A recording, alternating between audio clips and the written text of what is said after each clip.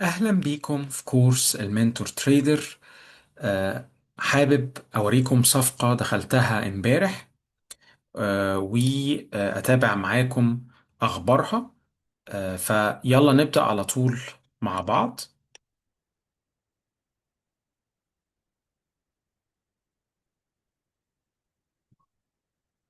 تمام جدا. الصفقة دي كانت امبارح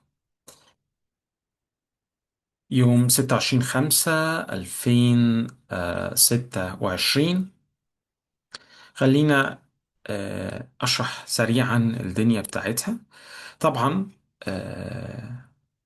زي ما انتم شايفين الخط الأخضر دون هو الحد العلوي. زي ما انتم شايفين السعر قاعد بيلد اب، يكبر يكبر لغاية لما خبط في الحد ده وارتد منه بقوة زي ما انتم شايفين.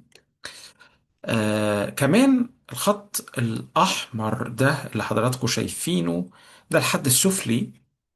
زي ما انتم شايفين كده الشمعة دي، الكاندل ستيك دي كسرت الحد السفلي.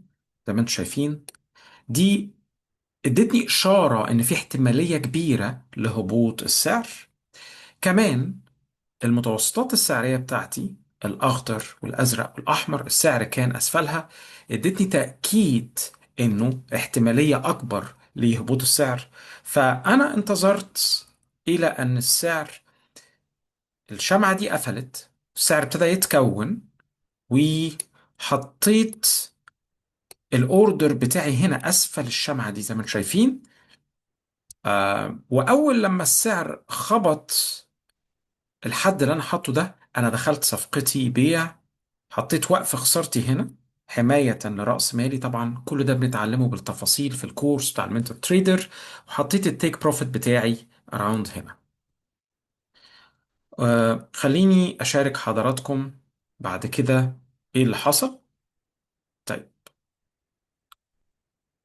زي ما انتم شايفين دلوقتي ده اللي حصل. أنا دخلت تقريبا هنا زي ما انتم شايفين كده، السعر فعلا قفلت الشمعة دي بهبوط، وبعد كده حصل انه الشمعة الخضراء دي عملت إعادة اختبار للإي ام ايز بتاعتي أو المتوسطات السعرية. السعر فعلا كمل إلى هنا زي ما انتم شايفين، وقفلت بالتيك بروفيت، فأنا كسبت فرق السعر ده. حبيت أشارككم بالصفقة دي. وأتمنى لكم كل توفيق. استغلوا وقت الأجازات، وقت الأعياد، بتبقى تقدر إنك تقعد براحتك وتتريد براحتك. كمان حابب أقول لكم إن كتاب إزاي تعمل فلوس في الزمن ده خطوة بخطوة. يلا بسرعة، جاهز، احجز نسخة بتاعتك. اللينك هتلاقيه أسفل الفيديو. استغل الوقت ده، اقرأ، ابني نفسك، تريد، تداول، اتعلم، تواصل معايا لو عندك أي أسئلة. شكرا جدا لحضراتكم.